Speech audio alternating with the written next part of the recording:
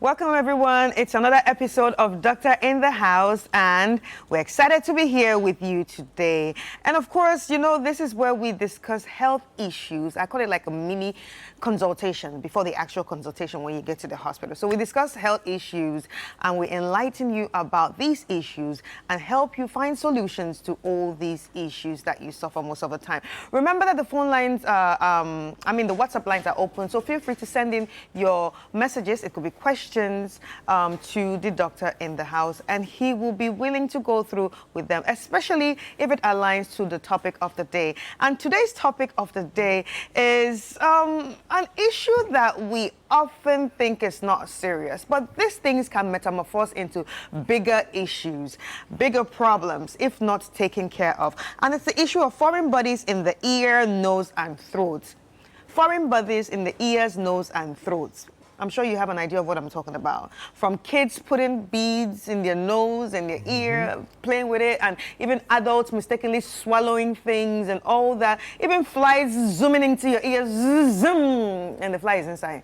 Yeah, we're going to be talking about all that today. So if you have any questions, feel free to send in your questions to the show. And it's the doctor in the house is no other person than Brigadier General Dr. Ni Obodai, who is an ear, nose, and throat surgeon, and also a former commander at the 37th Military Hospital, and now a director at the Roseburg ENT Clinic at East Legon here in Accra. Hi, Doc.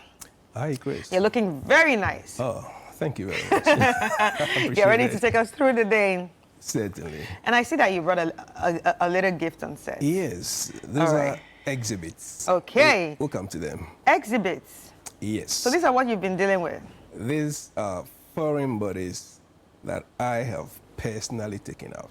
And you've stored them. Yes, for the records. That's cute. For the records. All right, so doctor, let's get straight into it. So foreign bodies in the ear, nose, and throat. What exactly are we talking about here? Exactly. Thank you very much. Like you rightly introduced, these are situations in the ear, nose, and throat area where we have foreign particles, foreign materials that have been put in, most of the time accidentally. So now what we have when we look at the system, anything that comes in that doesn't belong there is a foreign body in that area. Okay, if something pricks you and gets stuck in the body, it is a foreign body. It's in the system. It doesn't belong there. It was not intended to be there, so it is a foreign body. And in our area, the ear, the nose, and the throat, we have such foreign bodies coming in, particularly, like you said, from kids who are playing, stick a bead in there, stick a pearl in there, a piece of chalk, a little bit of eraser, crayon, something in there. So we have them in the ear, we have them in the nose. To the lesser extent, the bulk of them are swallowed. By the kids? Kids, adults swallow things. Wow. Coins. If you look at this one here, there we go. Now, these are all objects we have in this bottle here. These are that's the presentation. And like I said, these are all foreign bodies that I have personally taken out. Here you see a denture there. Here you see coins, pegs, all those things. Sorry, before we continue, do adults swallow coins?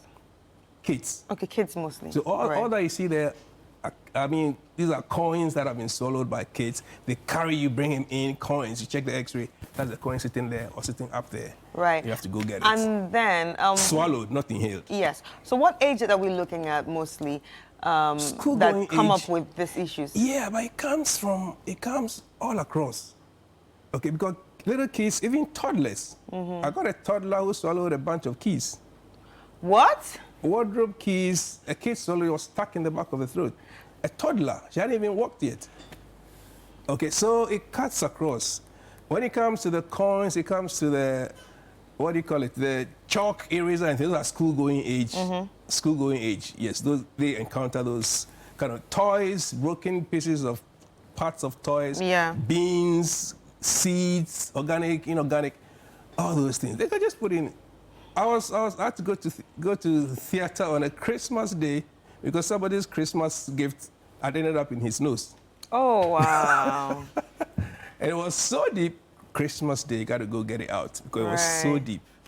All right. So for most of the kids, just playing around, okay, and then they stick it in. Playing around, or somebody else pushes it in, Oof. and then it gets stuck. Yeah. Arrives in the hospital, is a foreign body, it must be taken out. If the kid is, big enough and understands, can take care and cool himself down, It you can come just pick it up. Right. Otherwise, you'll have to go get it out under anesthesia. Oh. So when when the person goes under anesthesia, what do you do? Do you stick something in and remove it out? Yeah, you have to get it out. Now, How? Do you go straight from the mouth or you Okay, cut up? let's go step by step. Yes. What's the? If there's a foreign body in the ear, okay, you can see it. A pale piece of chalk, eraser in the ear, you can see it. Okay. Now, the inner 2/3 of the canal is bone. Yeah, you said so last time. So you're not able to easily manipulate. The outer third, you can just push it up, push the skin and take it out. But if it goes deeper, you really have to actually put the kid at rest, sleep, and then go take it out. Of course, you have your hooks, your equipment, hooks, suction go, curettes, and get it out easily. Minimal damage. If it's in the nose, again, the danger of the nasal foreign bodies is that if you joke and you push it further back, you can aspirate it. Yeah. All right? So you're seeing it, okay, people are coming in with all kinds of gadgets Yeah. and things. Please, some people are pushing, leave it, let us take care of it. Because if it pushes to the back, oh, it's coming, we can take it out, it's coming, we can take it out. And you push it further to the back. If it hits the nasopharynx, it goes down. If you swallow it, I don't have a problem with you, it will come out.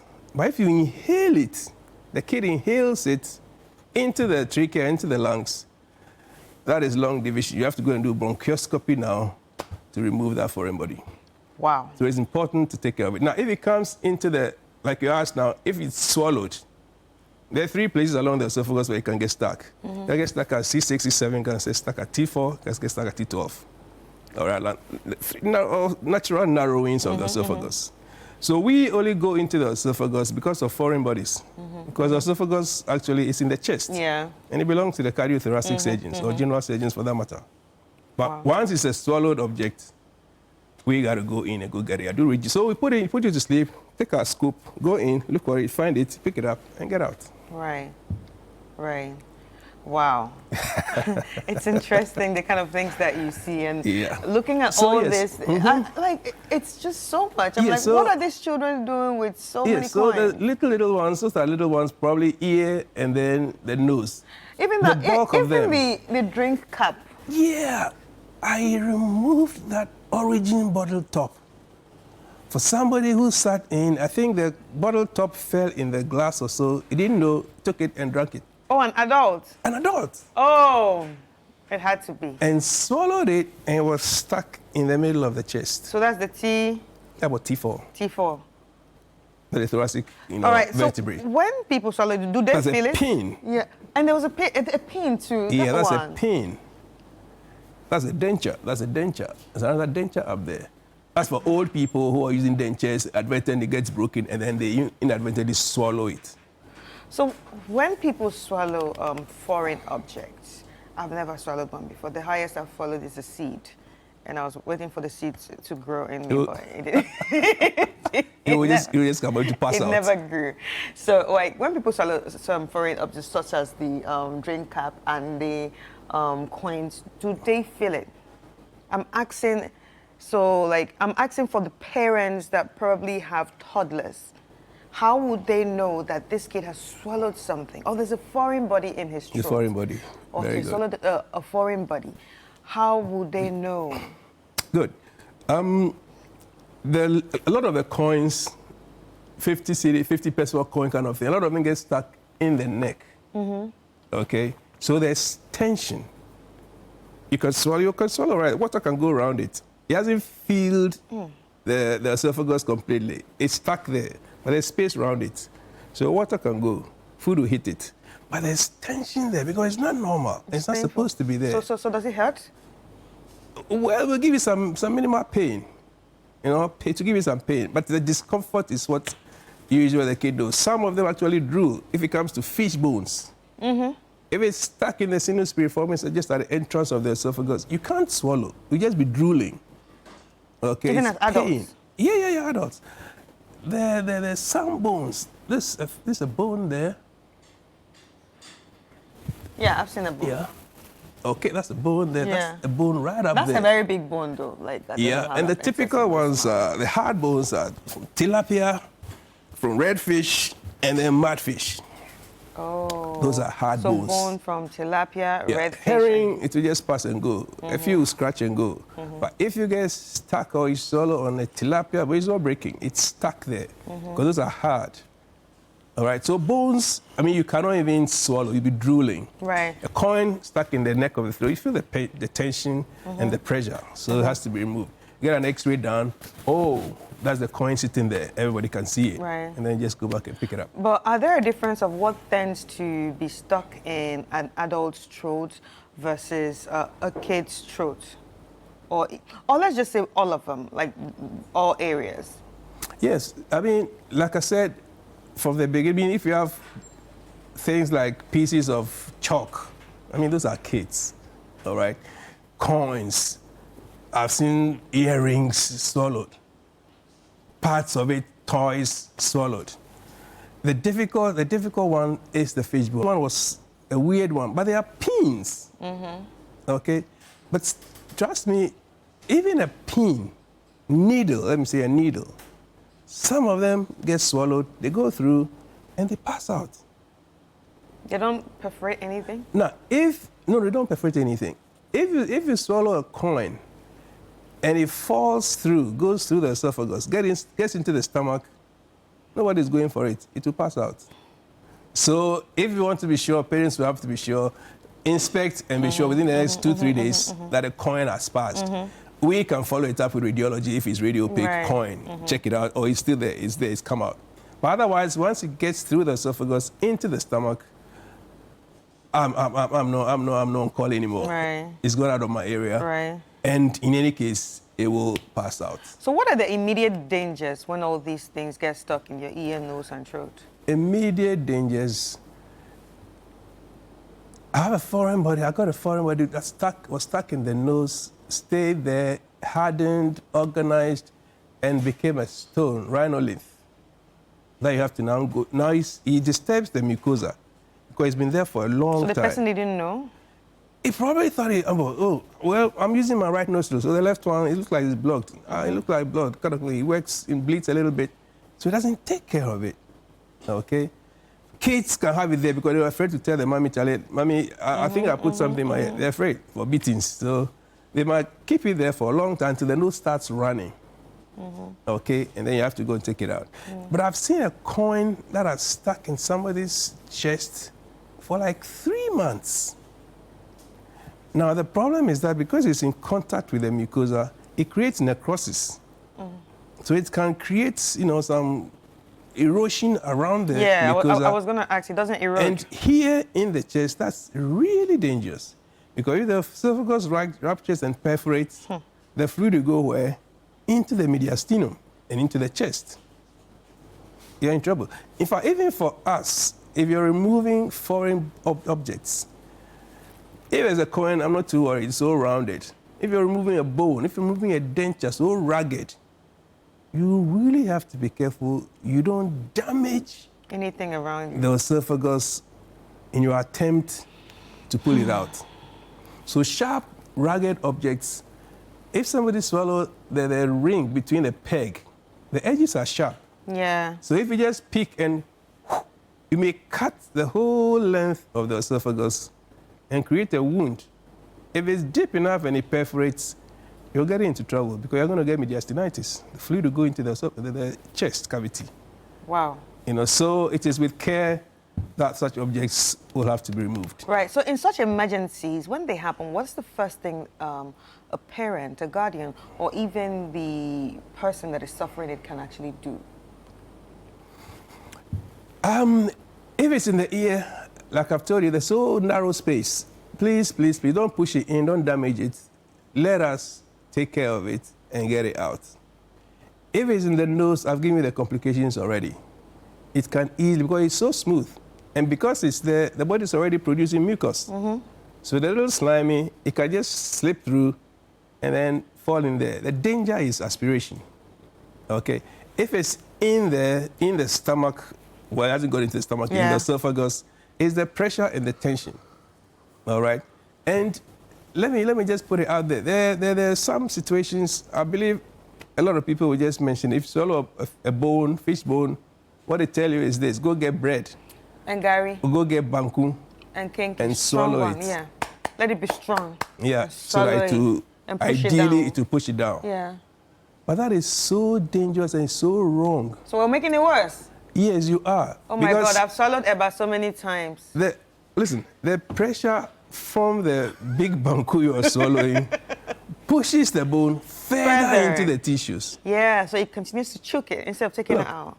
I've had 2 situations in my clinic where the fish bone in the mouth has been seen. You go look for it, couldn't find it. You go do radiology, the bone has moved from the mucosa into the musculature. All right? What's the musculature? Okay, the muscles of the neck. All right. Sorry. It's moved into the muscles of the neck. Can you touch it? Space. You can't touch it, it's gone. No, I mean, can you touch that muscle? Yeah. This is muscle. This is sternocleidomastoid muscle. This is trapezius. I mean, when you put your finger in your mouth, you can't. If you put your finger in your mouth, you can't touch that foreign body because it has disappeared into the tissues. All right. In the end, instead of taking the foreign body out of the mouth this way, we have to take the foreign body out of the neck. So you have to cut it? Yeah. Cut it open, find the bone, and take it out. And tell me it was a small bone. Because it was pushed in. I've seen an adult and a kid. And it was a small bone? It was a big bone. It was a big bone? Yeah. Well, why are we swallowing big bones? Yeah, so if they're eating, those ones who are eating the fillet, you're good. Yeah, those who eat the fillet, but the African wants to have his bone and probably chew the bone as well, you know what I'm saying? All right, yeah. So I think that can happen from chewing bone. That is the danger. Right, so what would you advise us to do? Because the truth is, as Africans, we cannot stop eating the bone. Okay, this is the point. I mean, we're in Ghana. Yeah, that is true. But you see, when I pass by a banku and tilapia joint, okay, and I see them sitting in a dark, not really bright, it's in the night, so it's darkened area, and they are eating tilapia. Oh. And they probably may have gotten some drinks before that. And you cannot see well. No, Grace. Don't if forget you the message. See well, and you are sitting in the dark, and you're eating tilapia, I pray for them. I mean, and I'm happy I don't see so many. They manage to navigate and eat the tilapia and leave the bones, get up and go home. But it's dangerous. I want to see it clearly. Right. And if possible, take the bones out one by one because I know where all the bones are. All right? So I eat my tilapia like I'm doing surgery. Right. No, for you to say that is to let us know how important it is that we should actually check these things before we eat, and also how horrible it can get. It can get, exactly. So sometimes we think it's about banku pushing it down, but you've just told us that banku or any solid pushing it down can even make it worse. You can push it further into the tissues and complicate the story. Another fear unlocked. Let's eat our banku and tilapia. Once you feel it, let's have a look at it. For all you know, it's so superficial. Okay, just open your mouth. Okay, there it is. Just take my forceps, pick it out. Because it's hanging in there. And if it's in the tonsil, painful. Yeah, if it's the tonsil, it's so easy. Okay, but if you take the big bread, so it will just reach it down. Okay, and you push it further in. Now it's not just picking it up anymore, because now you have to not go do surgery. We have to look for it. Yeah, and then look for it. If you find it by radiology, this is what I'm talking about. It created an abscess. But I have a question. Yes, ma'am. What's the best way to actually deal with it, like at home, before we say, okay, it's time for us to get into the hospital? Can you cough? What do you do? You know, sometimes they tell you, you know. There's no first aid there at all. Okay. there's no first aid at all. Right. Wherever the foreign body is, let the appropriate people with their equipment take care of it before you mess up. Right. So here, there's no first aid. All right, Doc. So we have one message here. Hi, I snort by making explosive sounds through the nose frequently. Please, is there a solution to this problem? That's what? He snorts. Him like snoring, grunting? No, like I think he like probably grunts or, you know, so some people do the. Yeah, it's all in the neighborhood of noisy breathing, the neighborhood of snoring. So he has to be really diagnosed. Right, so he has to go to the hospital. Yeah, get it sorted out, a type of it. Because like I'm asking now, I need to know what type you're talking about. Is it stridor, inspiratory stridor? Is it from the cords or right from the nasal passages? Yeah. Upper respiratory, lower so respiratory. we also have one here from last week. Hello, good morning, doctor. Please, I have a kid that is 2 years old who always has a running nose. Please, what's the cause? Kid, 2 years old, always. Always. Could it be a foreign body? Could be.